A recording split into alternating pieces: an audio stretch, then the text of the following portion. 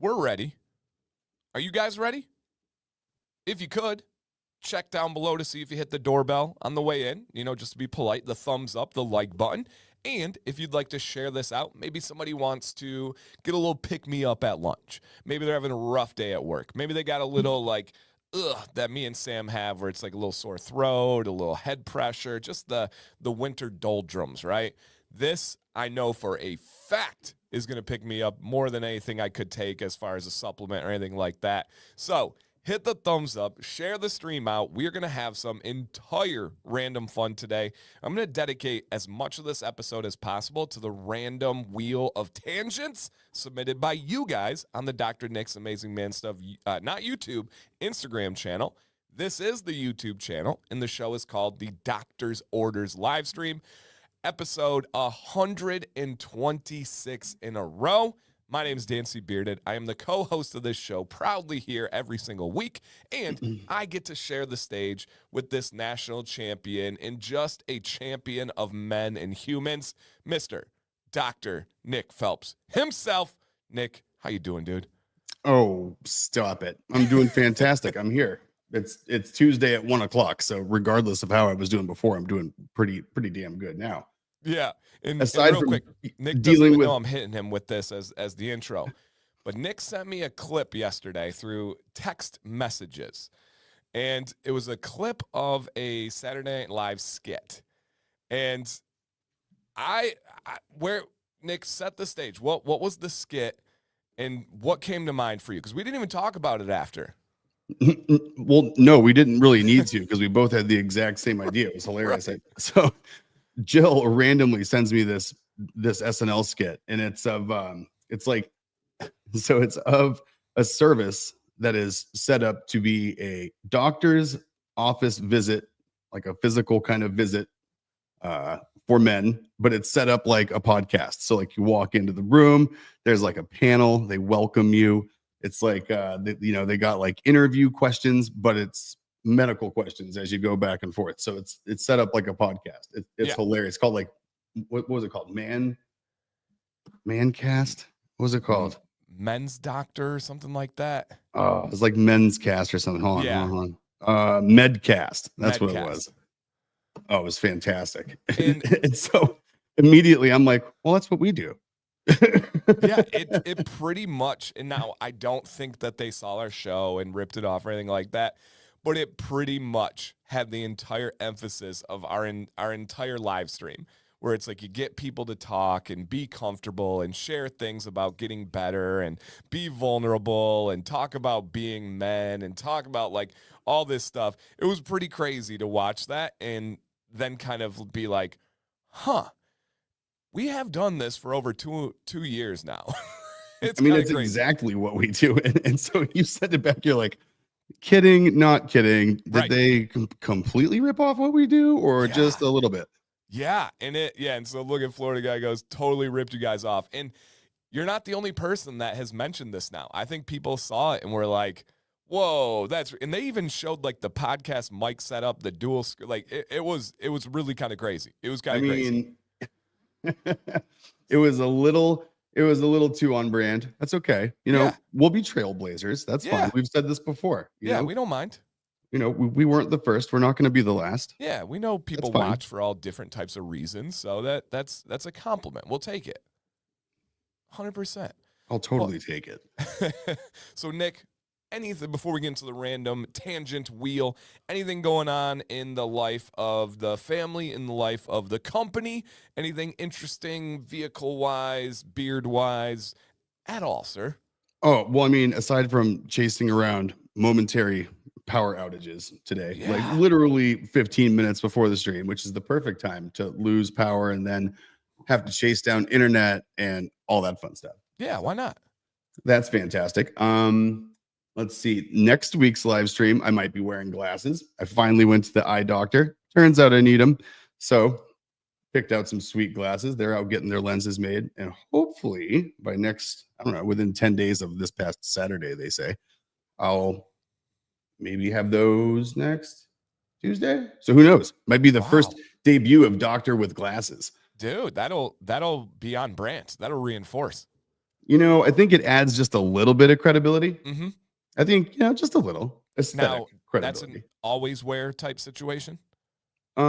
So yeah, driving, long distance, reading. So they're progressive. So I can kind of, Okay. they have the long, they have the near and far correction, which Okay. is pretty sweet because I Okay. wouldn't use separate ones. I just would end up not using them. Right. Right. You got to make it work within reality, and no contacts. So my eyes are like just way too sensitive, and I don't know. I wore contacts once for like a Halloween costume, and it did not end well. I was not a Oh, fan of putting interesting. them Did you get like in, taking sick them or out. anything? Huh? Did you get sick feeling or anything? No, I don't. My eyes just would not stop watering. Like I could, Oh, once I started thinking about something being on my eyes, like it just never went away. okay. Now, what is, because I know there's a certain age where essentially when you get there, eyes just, for almost everybody, fall off a cliff and deteriorate. Is it like 40 or 45? I think there's like a golden rule. Oh yeah, it's 40. It's 40. just, right around the corner for you, Okay. right in my rearview mirror. And I'm like, how come I can't watch TV and look down and read my cell phone back and forth easily at night anymore? And it's because my eyes are tired. I screwed up. I turned 40, and then I went and turned 41. And so it just started falling apart. I'm aging like a cheesesteak sandwich. It's no good.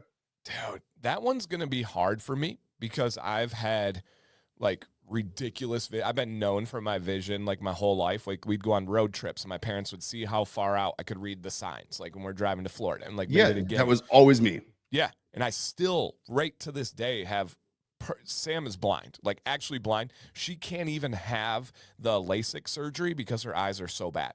She has a shape that it won't work with. And so she's got the stigmatism, she got all that stuff. Mine are just bam, just like laser. But I know that's something that's like there's not much you can do. And I don't eat carrots. So No. I'm kind of out of luck there. I mean, hopefully, keep using our growth stem. Maybe you'll absorb beta carotene from the beardy oil. I don't know. True, No, I do don't love do that. that. Don't do that. That is not a claim. We're not backing that. Was that a doctor's order? I had, I had like 2015 vision my whole life. It was beyond, it was Wow, great. yeah. I had like pilot vision, and then all of a sudden, yeah, it's distance still isn't that much of an issue, but there's like a little bit that I'm Okay. losing. But reading is where it's just coming apart. Interesting. Where I notice the only change I've ever noticed with my eyes is driving at night. I do not enjoy the lights at night now. Yeah, so driving at night if it's wet has been a Oh little yeah, interesting for me the over the past reflection and like stuff. year. Yeah. Yeah, the glare. Yep, that's tough. 41 eyes are still awesome. Yeah, we'll see. I heard that's one of those things where it just goes and just goes. And then speaking of that, dude, I have been randomly learning about something, and it has to do with men of age. Do you know? I know you know on the surface, everyone does, but I'm learning more. The Turkish hair transplants. Do you know about this world? No. So Also, Turkey, did you just put me in a category of men of age? Because I'm not sure if that was like, just in passing or no. or looking back, looking back, hindsight, that was not in the right line of questioning. writing that one down.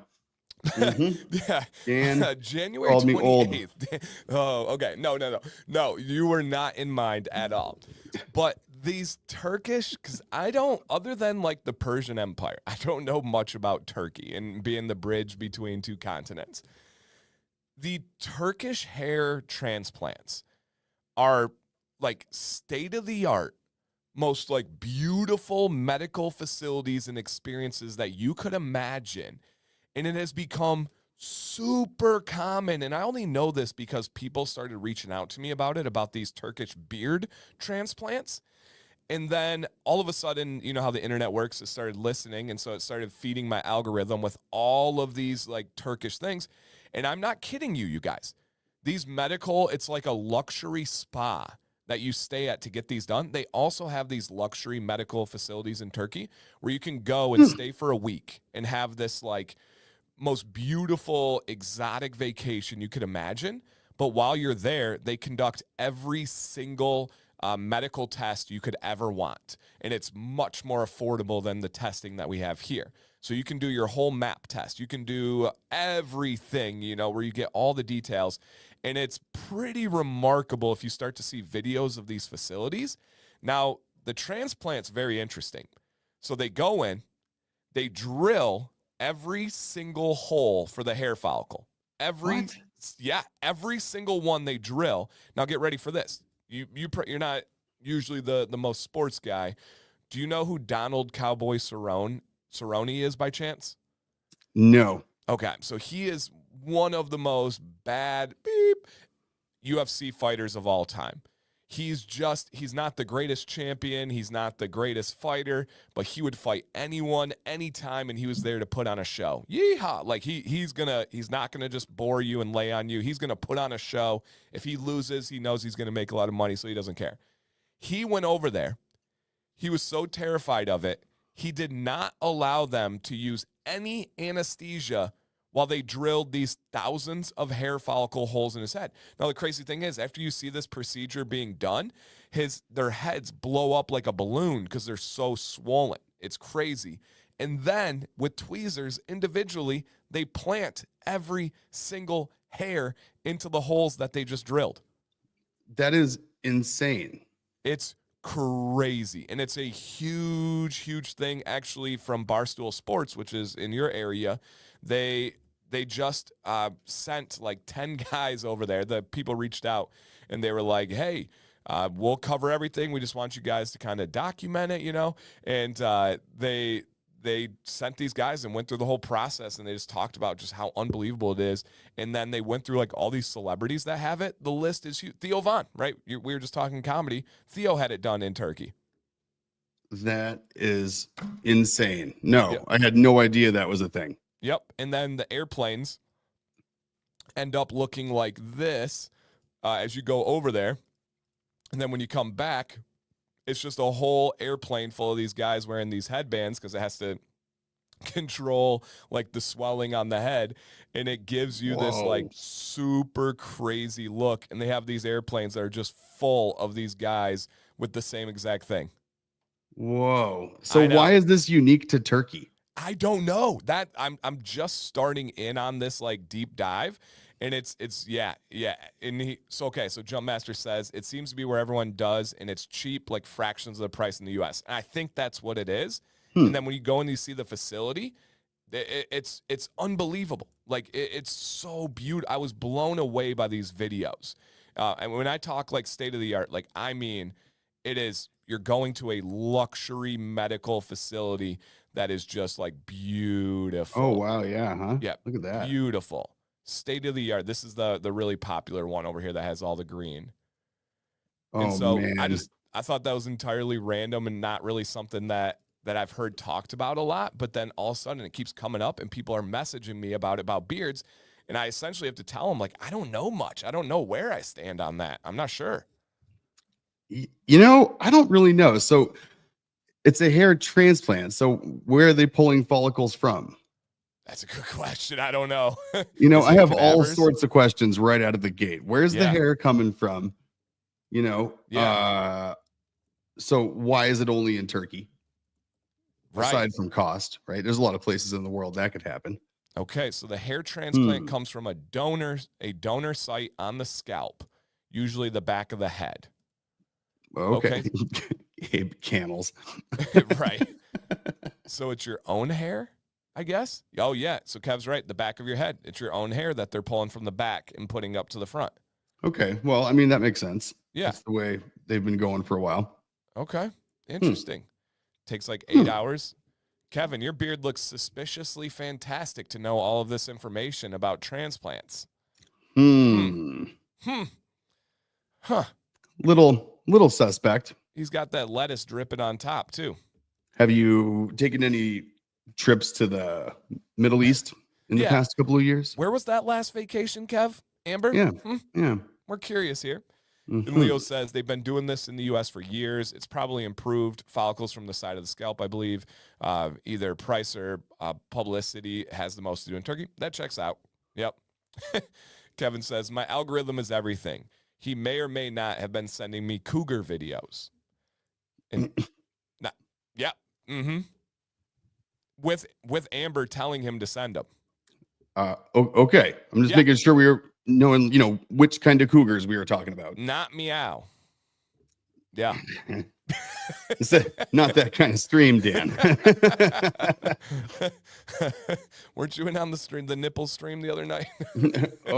oh yeah. That was us. All right. Okay. So power went out. Oh, all right. I think I know where we're at now. We are going to head to the random wheel of tangents, but we do have an announcement to begin.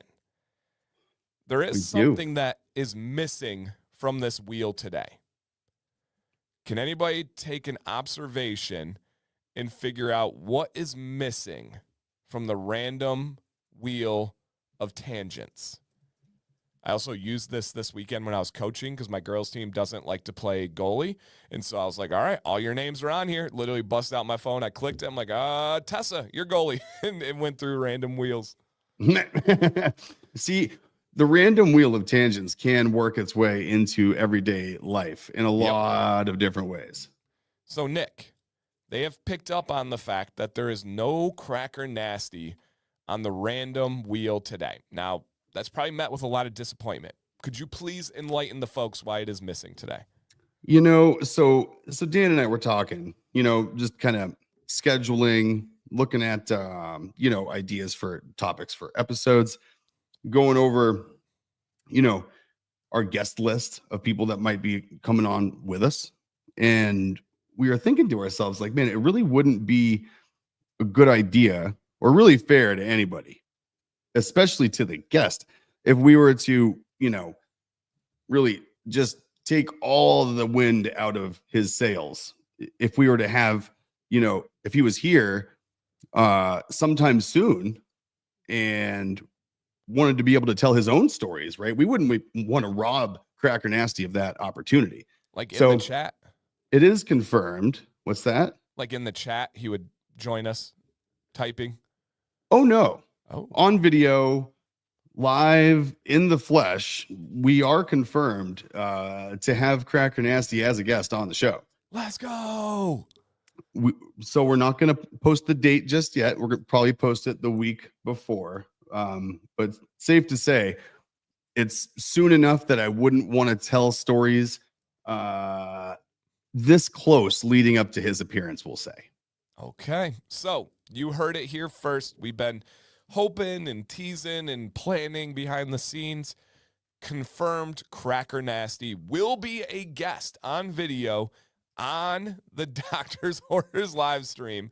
And we'll get you guys updated in the next couple of weeks over a date so you guys can make sure you get your lunch break taken care of or work off that day or whatever, because that is going to be an unbelievable scene. I would bet it is the first ever Cracker Nasty interview on the internet.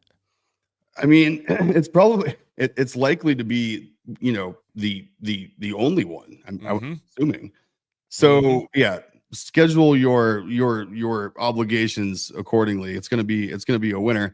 Down to the conversation I had with him about coming on, the show. He's basically out at sea for a month, so we can be rest assured that it'll be promptly upon his return, in his words. Okay.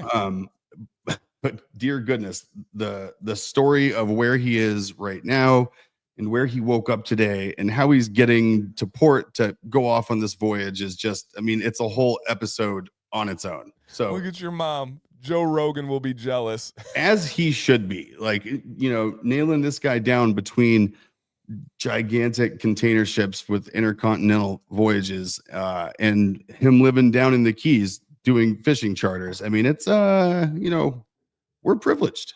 I feel like this is going to be the springboard to Cracker Nasty on Theo Von. Because have you seen the Theo Von episodes where it's like a garbage man, a carny? He just does random people and professions, not celebrities. Well, yeah. So he does like profession Yeah. topics. Yep. Yeah. Yep. Yep. That I don't even know what you'd put for a Cracker Nasty profession, but I know Theo would want to talk to him. I mean, nastiest of all crackers is the title. I mean, it's in his name. I mean, Master Hennessy, Cracker Nasty, the nastiest of all crackers. I mean, it's just like the title could go on for a while, but you could sum it up just right there. Dude, You I just put a never period right there. in my life would have thought I'd be spending a Tuesday afternoon with a bachelor's degree, 2 master degrees, all related to teaching, and sitting on screen with a dear friend saying the nastiest of all crackers. You know, sometimes life just lets you know that you've done the right things up to a certain point and rewards you with a situation that just makes you feel that way. Unbelievable. I think, this is one of those moments. You need to breathe it in. Okay. Yeah, that is one of the times we got to step back and you're like, okay, we just said the nastiest of all crackers, and we're going to have this guy on that is out on, yeah, I'm not going to give it away. I don't even want to talk about what he's doing. If you don't know, you'll learn. You'll figure it. All Oh, right, yeah. sir. Are you If ready you for don't this? know, you're going to know. That's so true. I'm so pumped. I'm so pumped. All right. Is everybody ready for our first spin on the random tangent? Let's run it. We got some good ones. We had probably 5 or 6 people submit today, so this should be fun. Oh, beard nightmares. Yep. The egg yolk, oh. Okay.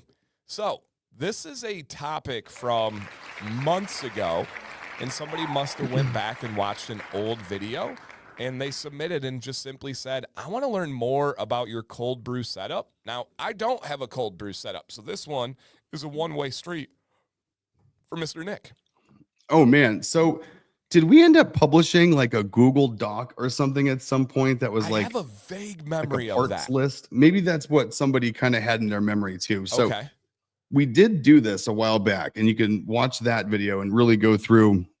It goes through like the individual equipment and in each individual item. But as far as just cold brew goes, and as it evolves, because it's always changing, of course. I'm it's still basically the same setup. I guess I've changed a couple of things.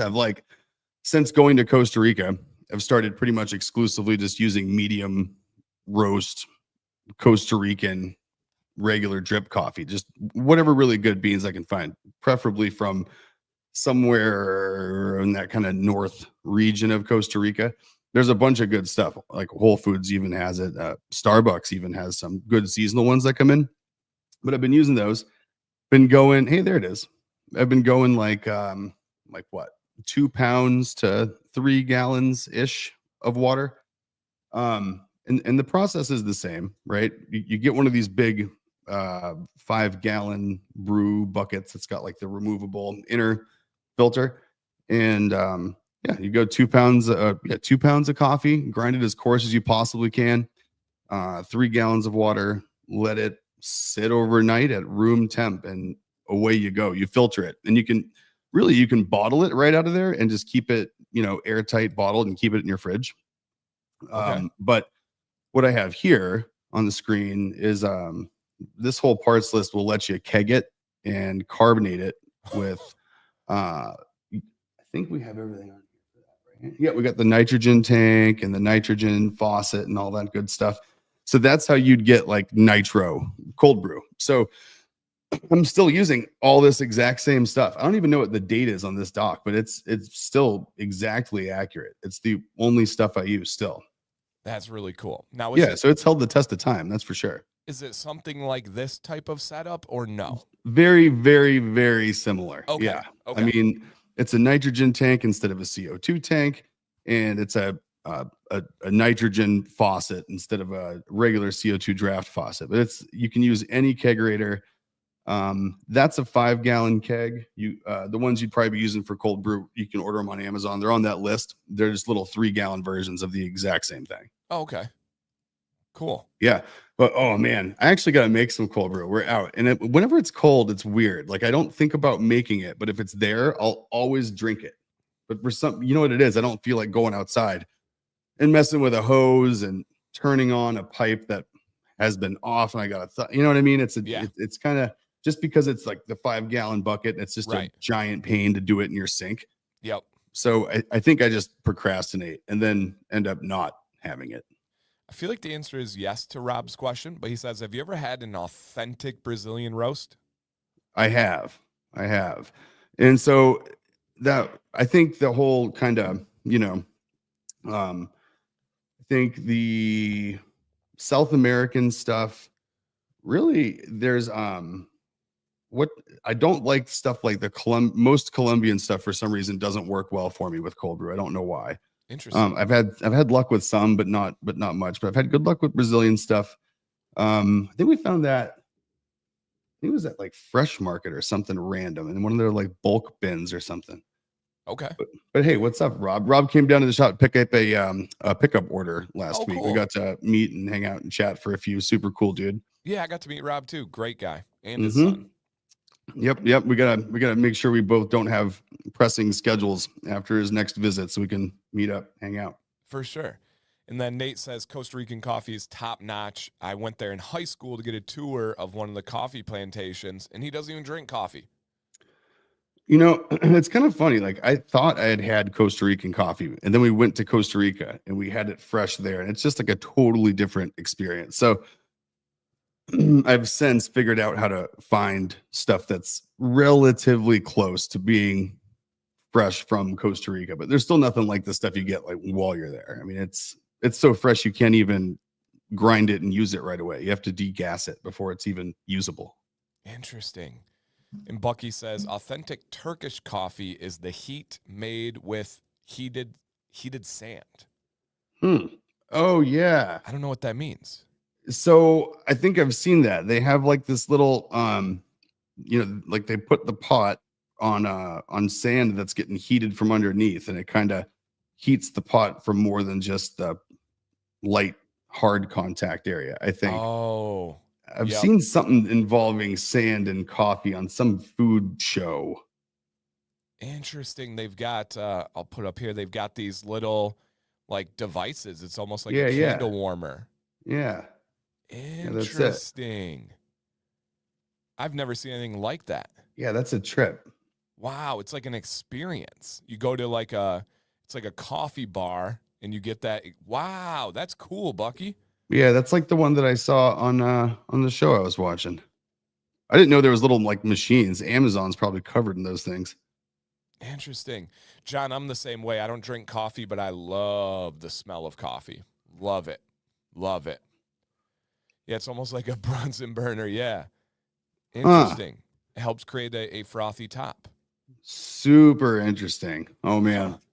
Watch out, baby. You're going to all of a sudden see a little pot of heated sand on our kitchen counter now. I immediately went to Nick's brain is spinning right now. Oh, I'm already thinking where it would go. That thing looks awesome. That's really cool. And even to be able to pour it like that, that's super cool.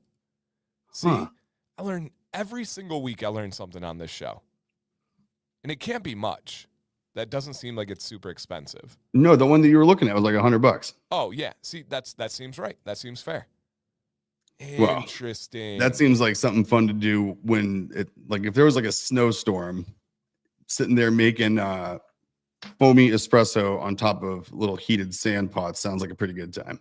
Yeah, and Kevin said it's super fast. It heats up. Yeah, I imagine it's like a ton of contact area and probably a super thin little copper pot. So it probably heats it super fast. Yeah. And we know how fast sand gets hot and how hot it gets too. Well, it just like retains the heat too. You put something on it that's room temp, it's not gonna drain leach the heat out of the sand very easy. And he said it's like a visual ASMR, like awesome and to watch, one of those like satisfying type moments. And then Brewer, if you don't know, he is a coffee connoisseur. He makes even content on look at his name, Coffee with Brewer. And he said, my favorite company, that's a big statement, is near Nick and Rob out of Worcester, and it's good as gold.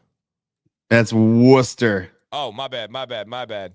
Easy. So Dan, just be nice. There's lots of people here from New England. Be nice to Dan, okay? He didn't know. He didn't know. It was an honest mistake. I mean, first he called me old, and then he called Worcester Warchester. I mean, it's it's a rough day for Dan. This is like one of those red band moments on Kill Tony, maybe a little bit. But it's okay. He's gonna recover. He'll come back. I know the feeling because we have like in Michigan. So we have. Let me see. You might know it because we've talked about it. And let me see if you can get. I have not tried good as gold. There's a couple that people very commonly mess up in Michigan. If you are looking for more really good stuff out of like Mass or I think their main ones in Boston or in Cambridge, it's George Howell. They have an awesome Costa Rican. That's what I use for espresso. Okay, how do you say this island? Well, based on that question and your tone, I know I'm going to butcher it. So, I mean, like Mackinac? No, so that's what everybody says. It's Mackinac. Mackinac. See, the random silent letters. I mean, I can't say anything. That's like we do that like it's our job in Massachusetts. We'll throw in like 4 extra ones. At least that's just one. And then the crazy part is, so it's an island, Mackinac Island. And I probably told you about it. It's one of my favorite spots in Michigan. There's no vehicles. There's no motors on the island. It's all horses. It smells like lilacs all year. It's got a really cool fort. It's amazing, amazing. But on the other side of the island, like you can see on the little map right here, obviously I'm going to expand this. When you go to the mainland away from Mackinac City, notice. So you go to here, you take a little ferry, you see the ferry line. Notice the city it goes to is Mackinac City, but spelled phonetically correct. But spelled properly. Look at that. Mm-hmm. And then like this is another one right here in where we have where'd it go? On the screen for Jason. How are you going about that one? I mean, I want to say like Ypsilanti, but I don't know. Yeah, this one's Ypsilanti. Ypsilanti. All right. Yep. I put one in the private chat. Google that real quick and then pop the name on the screen. We'll see if anybody can guess this one. This is a great one. Not even from Massachusetts, but just happens to be my favorite, like random, stupidly pronounced local name. Okay. Now, most people know I am a pronunciation connoisseur, so I will take my best on this one.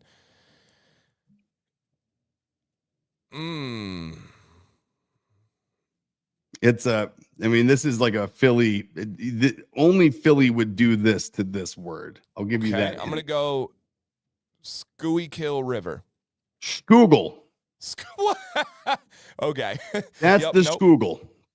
Okay. Yep. Did anybody know that?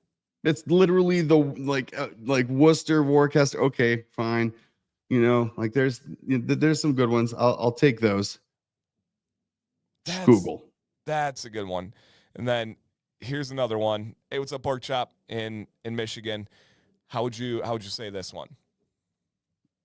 So I mean, like it's Traverse, but people probably call it Travers, right? Correct. So the car is Traverse, but it's Traverse City. So you got that one. It's like Traverse is like the word of the weekend. We were just talking about how one of my buddies is like a really good snowboarder, and whenever you go snowboarding with him, I always know that I'm not interested in going onto the run that he's on his way to, because the directions to get to it from the lodge include the words traverse. So it's like, you go up a lift, you traverse this bowl, you go up here to this other lift, go up to the top, and I'm like, you lost me at Traverse. Yeah. So what do you mean? Yeah, I will see you later. Yeah. Oh, and also, I saw for the first time the video of your Hummer, not yours specifically, but the crab walk. I saw it on a commercial where they had 3 of them in a line crab walking. Yeah. That's incredible. It just goes diagonally. Dude, it's the weirdest thing in the whole world. I haven't found like a reasonable purpose for it yet, aside from like just making really cool tire tracks in the snow. Man. But I mean, then again, that does count for something. Yeah, and also, speaking of crab walks, it's been a long time, and I know you can feel me on this one. Today, in the bathroom, use your imagination, was looking at videos, and guess who popped up? Casey Rocket. I haven't seen Casey Rocket in forever, and the dude was killing. He's got a beard. Amazing. Yeah, dude, he is rocking a beard. Yeah. So I miss Casey Rocket. I miss his crab walk, too.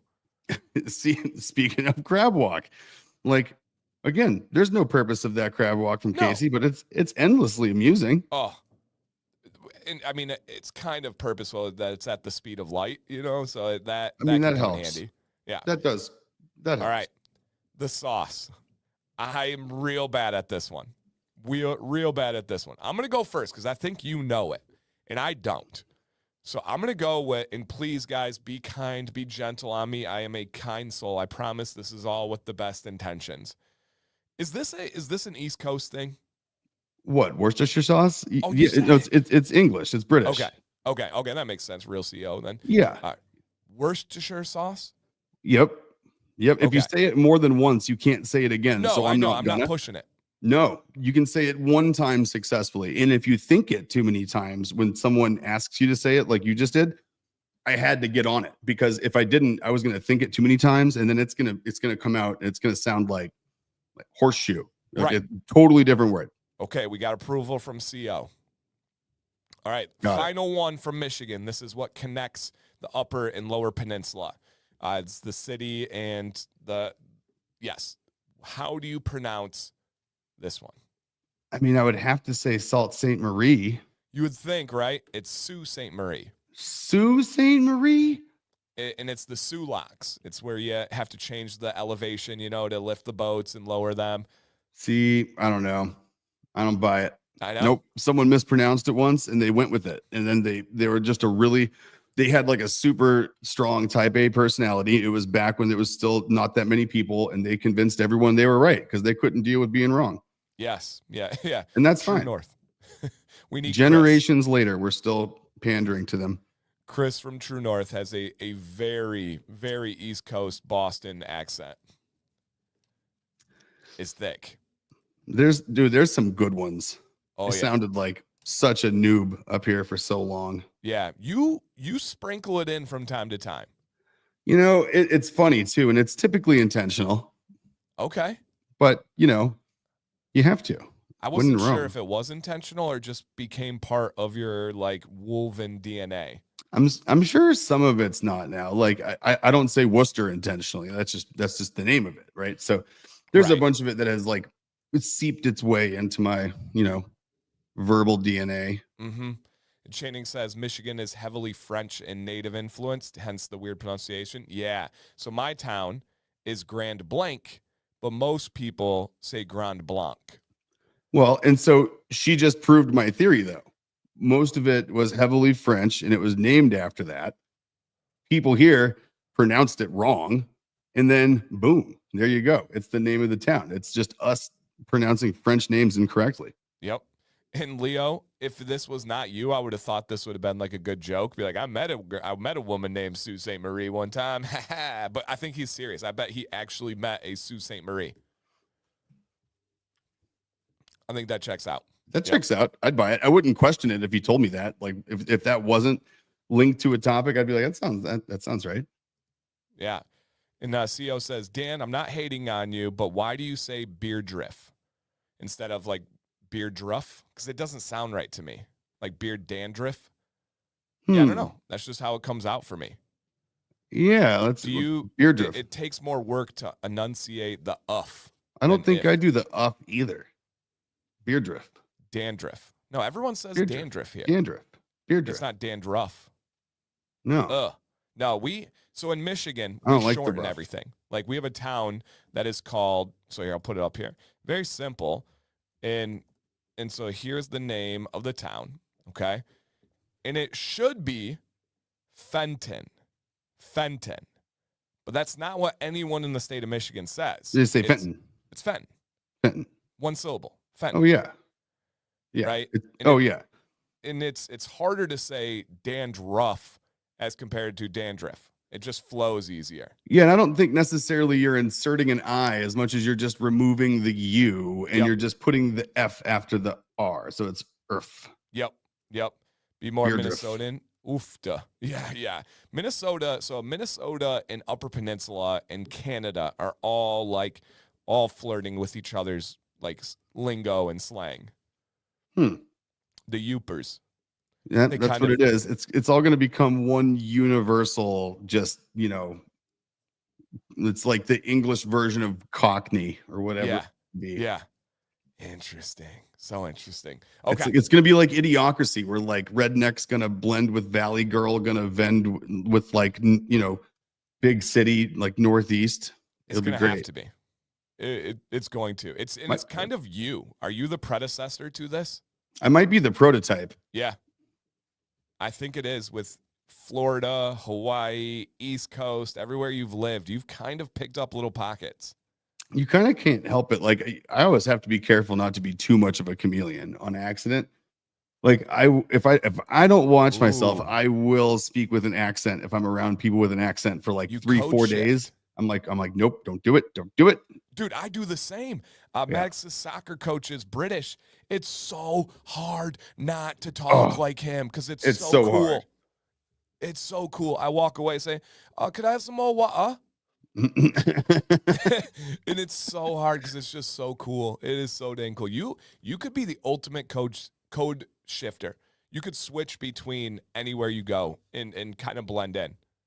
I probably, I have done that historically. So it's like, but at the same time, though, it's since the accent doesn't really sound like it's from anywhere, it never really clashes with anybody else's too terribly. True. Which is good. True. If we needed like an American representative, like to not know where they were from, just represent America, it might be you. Despite the fact that I travel internationally with a Canadian hockey shirt on, sure. I'm just hey, don't target on my back. Not American here. Not American here. That's hilarious. All right, take a shot at this one because I don't know how to say it. I'd say tool. Tool. I mean, toll. It's either toll, like TOLL, Yeah. or tool. Tool would be too obvious. What do you got, John? You're gonna have to Phonetically break break it. one. Interesting. All right, while we wait for John, our next spin here. See how that's just our world, you guys. We go from having cold brew conversations to pronouncing city names. I have no idea how we did that, but I love it. I'm not sure. Well, it came because a coffee brand was from Worcester. Tooele? Tooele? What? Let me run that back up again. We'll be right back. Yeah. Look at that. What? Huh. What? I have to like put that side by side and even look at what you said. Interesting. Tooele. That's just mean. Yeah, they do that for profiling purposes. They just do that to see if you're going to say it right. So yeah, Nelson, that was the one that I used as an example there, the Mackinac. Yeah, that was the first example. Too funny. All right, let's see what we have for our next random tangent wheel. Okay, this was a good one. I like this one. And so somebody sent in and said, can you talk about a job change or kind of the concept of leaping out of your comfort zone and switching careers with something that you're not happy with? Yeah. So what, lead away. That's a whole stream, Right. stream. But obviously do it is my first words. So I'm a big fan of the saying that if you don't wake up every day just a little scared about what you've got yourself into doing that day, then you're probably not pushing yourself to your full potential, right? So I'm a big fan of going out of your comfort zone. I'm not a big risk taker, oddly enough. I'm someone that makes very, very calculated decisions, but I think the only way to feel like you've done what you want to do typically is to get out of your comfort zone in order to either do it alongside of what you're already doing or go do it full time if you find a way to support yourself while you do that, right? So like I think you should always be a little pins and needly about, oh man, can I pull this off? Because otherwise, by definition, you're probably too comfortable. Yeah, no doubt. So just, I guess, as a blanket statement, right? Not in a destructive way. Don't go being crazy, making hair trigger decisions. But I think you should never feel complacent. That's boring, and you're going to end up regretting it. Yeah, nope. And Kevin, you definitely should tell someone to watch this segment, if you know what I mean. I'm not saying who submitted, but yes, tell them to watch this segment. And I agree. I'm somebody in the last 2.5 years that has lived this on a grand scale. I am the sole income provider for my family. I was the sole income provider for my family at the time of changing careers. I had zero support from family, even with words or encouragement. Everybody in my life, outside of people like Sam, Nick, and Nate, told me, do not do this. You have a salary, it is safe. You have a pension, it is safe. You have benefits, your medical is covered, it is safe. You have kids to think about. Not once did my health, did my happiness, did my passion ever come into the equation for those people, including, I'll just flat out say it, my parents, right? There was zero. Still to this day, they've never even come back and said, kudos to you for taking a chance and betting on yourself. Not one of those people have. And it's the greatest, outside of marrying Sam, the greatest decision I've ever made. And Nick is so right. I work dang near 24/7. Now, I'm not doing stuff 24/7, but I will literally be in bed at 9:30 and just have the rush to go do something. I'll text Nick at 10:30 p.m. and have an idea on something. I will talk to Nate on a Sunday morning. I will film at Saturday night once the kids all go to bed. I have zero interest in that. This actually hurts my brain to think about the concept of clocking into a job, dread going there, and then clocking out and not thinking about it until I go back in. And I know a lot of people are like, Dan, you're wrong. That's flawed. That's a terrible way to think. I love that you found what works for you. For me, that's death. For me, that is not living. That is not going for it. I don't have a safety line. I literally don't have a retirement. I don't have medical. I pay my medical every single month with the free market. I have no job security. I have none of those things. And I could not be happier. Is it terrifying? Oh my gosh. Is it when Sam says, hey, I want to go on this big vacation, do my wheels get going? What if this happens and I lose that much money? What if this happens? It's a constant tug of war with my mind, but it's the greatest thing I've ever done. And I genuinely would not want it any other way, because I could go. I could go get a teaching job tomorrow if I wanted to. I could go work in sales at a business tomorrow if I wanted to. It's the best thing that's ever happened to me, and in return to my family, because I get to be happier. I get to be more fulfilled. I believe that you are meant to go after challenging things on a regular basis, and the reward system is built in us for achieving those things. And so I had a lot of people telling me no. Whoever's listening to this, if you're on the fence, it's time to start putting that plan into action. But like Nick said, like Nate said, like Nick's mom, Julie, said, don't just blindly put your family into bad harm.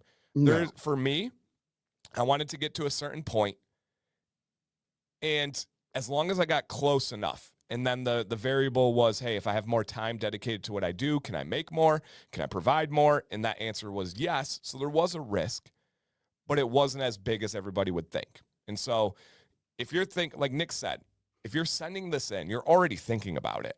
Oh, yeah. That wheel is in motion. Do not live life trapped. Do not live life dreading it. This is 100%. And I would say this translates to anything. I was on a riff yesterday about like relationships. Same kind of thing. If you're having these really big doubts and worries, I don't ever advocate for big change there, but you got to do something. You got to have action. You got to either, if you're not happy at your job, make a change within the job, or leave the job. And this is one I'm super passionate about for sure. I mean, obviously me too, man. You hit on a lot of good stuff. Like when you mentioned the part about people being able to clock out and not think about work. So I'll shed a different light on that, I guess, beyond it just not being for me. I'm actually terrible at that. So Same. this actually for me, and I think a lot of other people, it's not by choice. Like I obsess over the way things are going around me, the way that things around me are influencing what I'm doing, and if I don't think things are optimized and I think things are wasting my time, like I can't not think about that stuff when I clock out. And if I work for someone else, I can't change those things. So if I'm worried about things in my off time that are things that I can't change, or especially if I can't enact change in something I'm around every day, I kind of go nuts. Yep. So that makes me a pain in the ass, whenever I work for somebody, because I'm the one that's always got an idea about how you should do something different. And people say, if you think you can do it so much different, go do it yourself. So I said, okay. And I did. And so, I mean, that's, if that's you, then you're going to keep doing that with people and butting heads until you go do it yourself and realize that it's better or you can't do it. So it's one of those things that you have to know. But word of caution, just talking to somebody else about this the other day on the other side of that equation, when you do it and you do it well and you prove yourself right and whatever you want to do works, no one's going to congratulate you. Yeah. So there's no balloon drop. There's no like flag you get to put in the top of a mountain. It's not like your CPA looks at you one day and goes, "Congrats, bud, you did it." Like doesn't happen. What. Doesn't happen at all. So what Dan said about being able to have that drive inside of you, that's a requirement. Like you need to be able to reward yourself with your own accomplishments. And if you're good at that, then that's going to be pretty easy to do. That was one of the harder parts for me, was not getting recognition for the stuff I did. Right. And that's one of the things, because at a job you do sometimes. Right. But, and then on top of that, I picked a line of work where the only time anyone knows you did anything is if you did it wrong on the consulting side of the house. Right. So it was anti-reward system baked in. But if you have that hunter drive inside you and you can reward yourself for your own kills and you feel good about them, then you're going to be loving life, because no one's going to be getting in your way. And you won't have anyone to blame but yourself when things go wrong, and no one to take credit aside from yourself when things go right. And that's, to me, the zone I need to be in, or else I self-destruct. No, it's man. And again, this easily could be an entire stream, like you said. Oh yeah. I'm trying to be brief. It's hard. Same. And so much passion behind this. Cause again, I couldn't agree more when you said that there's no milestone. There's nobody clapping for these things. And almost everything of what you do, no one sees. When you have a traditional job, people see the job. They see the work. They want to motivate you by giving you praise. When it's you, there's no external motivation. It has to come from you. But on the flip side, there's a whole heck of a lot of people watching and waiting for you to go move in with your parents, waiting for you to fail, waiting to simply say, "Ha, I told you," because they are in a more traditional job. They're in a miserable job. And for you to take that jump and for it to work, just digs into their insecurity and just digs into their mind of what they could have done. And so they, in the worst way possible, want you to fail.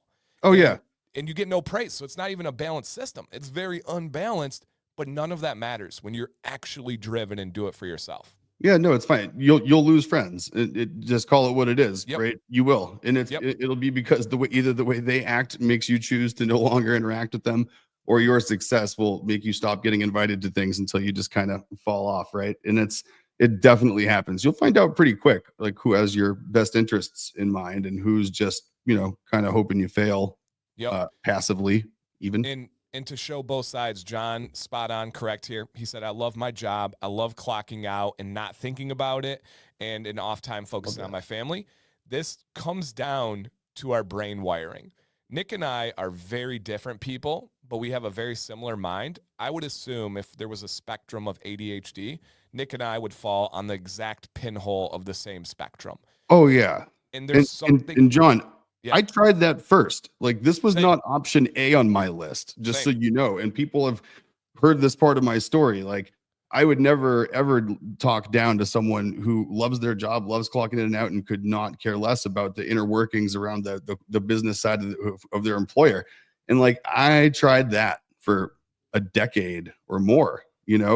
This was definitely not option A. This was like okay, since that didn't work, then and if and then, and it was one of those logic trees that then all of a sudden, boom, landed me wherever the heck this is. I don't even know where that is, but I definitely, if you looked at it, it's not a repeatable roadmap. I mean, I reached around my ass to itch my elbow to get to this point here. It was not. It was the dirt road and the path less traveled for sure. Yep, it's so true. And Bobby's right. And this is kind of the danger of being at a place and being so good and dedicated to them. He says, I do so much for my company. I've been there so long. They think of what I do as anyone can do it. And that breaks my heart, man. That breaks my heart. That's demoralizing. Oh, that stinks. It really does. And yeah, Nate says, from the moment that I started, oh, wait, here it goes. He said, I lost complete interest when the most senior person at Apple told us that the best way to get promoted or move up in the company was to leave and come back. Wow. So, I mean, I can't say that as people's managers in tech companies that I actually haven't said those exact same words in actual reviews with people. Wow. I mean, you can either, if you don't like the percentage increases, the only way is to leave, get a job with a big bump, and then come back and demand another big bump coming back to where you were. And it's like the revolving door is the only way. It's in some industries really to move up from like an income perspective. It sucks. It's brutal. The games you have to play. All right. One more quick one here, guys. That was a good one. All right, quick one to end with. So we get another one in here on the wheel. And then, okay, I think we should have quick ones here. Perfect. Embarrassing middle school stories. I have one, so I'll go. I don't. Man, that internet sounds like it's going out again. It's weird how it made a sound this time. Really? Like a physical sound? It's like it's about to go out. Yeah. Oh no. If Nick drops, guys, he said goodbye. But mine, I only remember kind of a couple things from middle school. I don't have memory of middle school for whatever reason. One of them was 9/11. Yes, I'm young. I understand that. But I was in 8th grade math class when 9/11 happened, so not ever forgetting that. But the other one was, and this is entirely true, we had this kid. He was like, and now thinking back on it, he was the ADHD kid. He was wiry. He was squirrely. He was just kind of, he was all over the place. He'd like pop up at your locker and go, and like scare you and stuff. Just that weird Mountain Dude out like 12-year-old. We had a guest teacher. I know exactly who you're talking about. That's so weird. Oh, yeah. And just, man, what's up, guys? And stuff like that. We had this teacher. And yeah, middle school or junior high, either way. Or we had a guest teacher, a sub, and she was not the nicest to the class. And this kid did not give two rips at all about her or anything. He raises his hand, and her name was Mrs. L. Still remember it to this day. Mrs. L, how many months pregnant are you? Oh. She wasn't pregnant. Not pregnant. Not even a little bit. In front of the whole 8th grade class. Oh, that's a good one. It's still, I didn't even do it. And I still have like 2nd-degree burns in my mind from sitting by him when he did that. I've never been more traumatized in school than when he flat out raised his hand to the whole class and said, not, are you pregnant? Said, how many months pregnant are you? Oh, yep. That'll do it. Was brutal. Foot in the mouth. See, kids say the damnedest things. Yep. Listen twice as much as you talk. He wouldn't have had that problem. 2 ears. Mine literally takes 1 minute to tell, so and that's a good thing. So we got a minute left. Perfect. I'll leave this on the internet. I don't care. Just take it. It's fine. Brace yourself. There's in 6th grade, we were living on Maui, and I went to Iao Valley Middle School, spelled IAO, another great town name, Iao Valley. Speaking of which, and so, it was a local school. I was definitely a minority as a haole, they called us, right? White kids were haoles. And what was it, like probably first week, second week?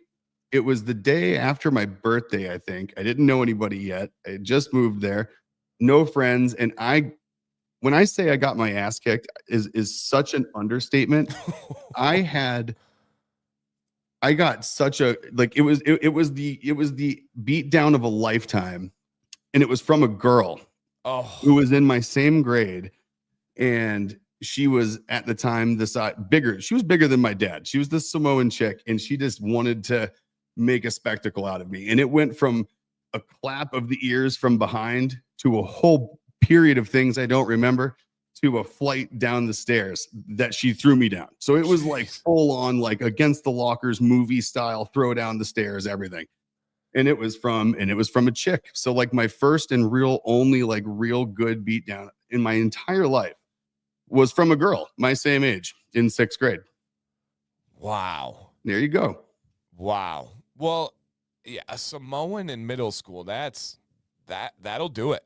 And the reason I'm so confidently telling this story is that I would have challenged, there's not one person in here that would have had any more of a chance than I did in that situation. Nope. Show me your 6th grade photo, and I will tell you whether or not you would have had the same outcome as me or not. And unless you looked like The Rock in 6th grade, you were done. Like, and even then, I mean, poor Dwayne, this girl had a fire inside of her. She was not happy. Not a nice person. Her Oh no, forearm tattoos were ridiculous for 6th grade. you know, for real. I mean, it was impressive. Nate's like, I would have given my lunch. It would have been over. Oh, dude, if that was an option, I wouldn't have eaten for the rest of the year. I did not. There was no negotiating. I have since just about talked my way out of just about any similar altercation in life since. But there was no chance for that then. Like there was no words. Yep. Yeah, I taught middle school for 12 years. There were a lot of girls that were physically stronger than the boys all throughout middle school. About 8th grade, 9th grade, the boys kind of take off and get bigger then. But yeah, there's a lot of stronger girls for 6th and 7th grade for sure. Oh yeah. I bet on par average for that middle school for girls in that 6th grade was probably like, 6 foot 225. Hey. Rob said he was No, 220 in 6th grade or 200 in 6th bad. grade. That's crazy. Yeah, no, I'm telling you, Rob, I wish I would have had you there with me, dude. Strength in numbers. We might have stood a chance if there was two of us. Oh, Joe says completely bombed a saxophone solo during a performance at completely full auditorium. I love that. That's good. That's good. You were not going to be Kenny G. Imagine after being that Corey. one. He came in for the only part of the show. You getting beat down by a Samoan chick. But perfect. That's a great time to come in. It's like if that's the only part of the episode you got, I'm really glad it was that part. Yeah. Yep. All right. Last. Leo says, I was paired with a Samoan for a 50-yard man carry in basic training. I was excused from the test. No way I could carry him. He was like a football line, not a linebacker. Line. So I ended up meeting this girl's dad because we ended up becoming really good friends. And I ended up becoming really good friends with her cousins. And her dad was so big, like the amount of meat behind his neck where it rounded to his back. Yeah. He used to have a chihuahua that he carried around, and he would sit down and the chihuahua would just hang out on the neck roll behind his head. He could walk around with this dog, just kind of like draped, just chilling. Wow. Like it was I just remember seeing him. I'm like, you have room for a dog behind your head, between your head and your back. Right. Like, that's a large human. Yeah, I don't have a paper clip back there. No. Like I couldn't do like the spoon trick that you do with your nose and Right. on your back. Like that guy had a whole dog. Meat neck pillow. Dude. He had like a built-in hammock slinger. It's like if he was on, you got to buy 2 seats on an airplane, but you don't have to bring a pillow. It's like you have all sorts of kind of built-in positives, I suppose. He sleeps and he's just got it tucked in. He just kind of like go like he just kind of it's propped him just up. leans. This was his neck. He's got the phone holder back there. Yeah, it's like a head kickstand. It's just out. Oh man. Okay. And we with gotta that, go, guys. This could go on for way too long. Way too long. Cracker Nasty will be live, not next week or the week after, but stay tuned. We will be looking in the nearest future, and we'll keep you updated on dates. We hope you guys enjoyed this. I thoroughly did. It's an hour and 5 minutes later, which is absurd, but that's exactly how I wanted to spend it. I hope to see you guys here same time next week, same place. Thank you for being amazing. Nick, final words for our friends. Man, keep it coming. Love you guys. Keep more of these topics coming. 127 next week, 1:30 on what? What is that? It's the first stream of February. February. Look at that. Let's February get it. 4th. Well, and with that, I'm going to go just, clip up the portions of this of me talking about getting, beat up by a girl. Make sure I send it out to people preemptively before they get it. The link sent to them by somebody else. So I got you beat. Don't worry about it. See you guys Clip next Tuesday. Stay amazing.